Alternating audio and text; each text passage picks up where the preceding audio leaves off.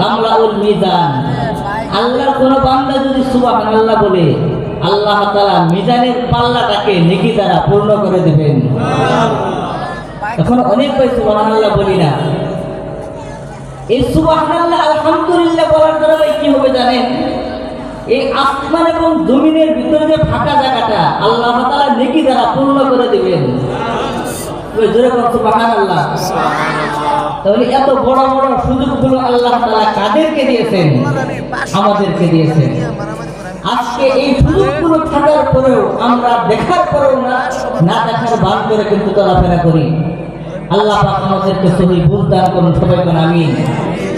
এই মেসেজগুলো, এই কথাগুলো আজকের এই সমাজের মানুষের কানে পৌঁছানোর জন্য আজকের এই ওয়াজ দোয়ার মাহফিল। আজকের এই সমাজের ভাই কিছু মানুষের হৃদয় ঘুমন্ত, এখনো ঘুমিয়ে রয়েছে। এই ঘুমন্ত হৃদয়গুলোকে একটু জাগ্রত করার জন্য আজকের এই আমাদের ওয়াজ দোয়ার মাহফিল। নাকি ভাই অন্য কোনো উদ্দেশ্য আছে? ভাই অন্য কোনো উদ্দেশ্য নাই। উদ্দেশ্য তো ভাই এটাই। তো মহান আল্লাহ তাআলা আমাদের অন্তরকে দ্বীনের জন্য, ইসলামের জন্য পরিষ্কার করে দেন, সবাই বলেন আমিন। এখন মহান আল্লাহ তাআলা 100 ভাগ সৌন্দর্যকে ভাগ করলেন। ভাগ করে পুরো সৌন্দর্য কাকে দিলেন? জোরাগণ কাকে দিয়েছেন? জনাব মুহাম্মদ রাসূলুল্লাহ সাল্লাল্লাহু আলাইহি ওয়াসাল্লামকে দান করেছেন। আম্মাজান আয়েশা বলতেছেন যে জুলেখা কি করছিল? রাসূলের চেহারা দেখে হাত কেটে ফেলছে। মা আয়েশা চিৎকার করে বলতেছেন, ও পৃথিবীর মানুষ, ও দুনিয়ার মানুষ, আজকে তোমরা যদি আমার এই বিশ্ব নবীর চেহারা যদি একটু বিন্দু পরিমাণ তোমাদের চোখে যদি একটু দেখতে পেতে, আজকে ওই জুলেখা ইউসুফের চেহারা দেখে তার হাতটাকে সে বলি দিয়েছে।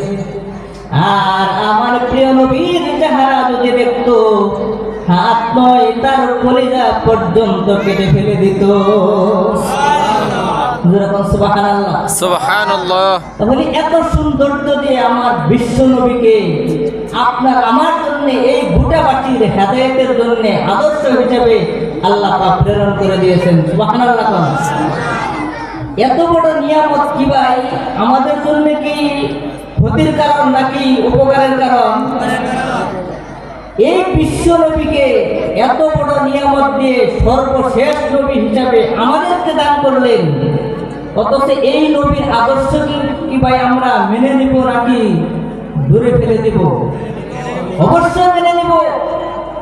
যদি এই আল্লাহ নবীর আদর্শ কেউ যদি অবহেলা করে, এই আদর্শকে নিয়ে কেউ যদি পুরো ধরনের কটূক্তি করার চিন্তা করে, এই আখির জামানার উম্মতের শরীরে এক ফোঁটা রক্ত থাকা পর্যন্ত তা বরদাস্ত করা হবে না। কি কথা ঠিক?